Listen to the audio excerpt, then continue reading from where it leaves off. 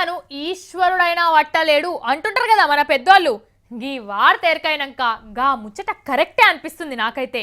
ఇంటి దొంగ అంటే ఎవరింటి దొంగ అనుకుంటుర్రా? ఇల్లు అంటే ఇల్లే కాదు, ఏదో ఒక డిపార్ట్మెంట్ కూడా అనుకోవచ్చు.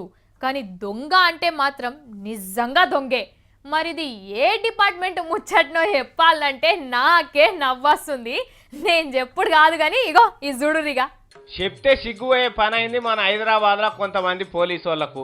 అంత ఎస్ఐలు సిఐలే. మళ్ళా ఎవడన్నా మోసం చేస్తే పట్టుకొచ్చి బాధితులకు న్యాయం చేయవలసిన వాళ్ళనే ఒక ఆడామె 2 కోట్లు ముంచిపోయింది. ఇంత తెలివిండి మోసపోయిన పోలీసు వాళ్ళు బయటకు వచ్చి చెప్పుకుంటలేరు కానీ వాళ్ళ పెద్ద ఆఫీసర్కు మాత్రం దరఖాస్తు పెట్టుకున్నారట. సారో మేము ఒక ఆమె దగ్గర చిట్టీలు వేసినాం, దాని నోట్లే మన్నవాడ 2 కోట్ల రూపాయలు తీసుకొని మాయమైందని. ఎట్లున్నది ముచ్చట? పోలీసు వాళ్ళకే న్యాయం కరువైంది. ఇక అసలు ముచ్చట చూస్తే ఈ పోలీసు వాళ్ళ డిపార్ట్మెంట్లో ఒక ఆడామె కానిస్టేబుల్ ఉన్నదట.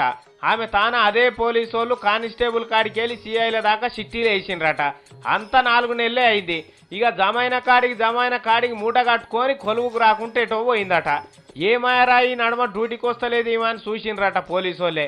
ఇక అప్పుడు తెలుసుకున్నారు ఆ పోలీసు వాళ్ళు మనల్ని మోసం చేసిందిరా ఈ దొంగ పోలీస్ అని. గిది కథ. కానీ చూడుండ్రి, తాటిందనేటోడు ఉంటే తలదనేటోడు ఇంకోటి ఉంటాడంటారు చూడు, గట్లనే అయింది. ఎవడన్నా నా ఇంట్లో దొంగలు పడరని పోలీస్ స్టేషన్కి పోతే నీ దొంగలు తలగవాడా మా సొమ్మే మాయం చేసిందిరా ఒక ఆమె, మేమేవాళ్ళకి చెప్పుకోవాలరా అని కోపానికి వచ్చేటట్టున్నారు. కానీ ఇజ్జత్ పోతుంది ముచ్చట అందరికి తెలిస్తే. అందుకే లోపల విచారం చేస్తున్నారట పెద్ద పోలీసు వాళ్ళు.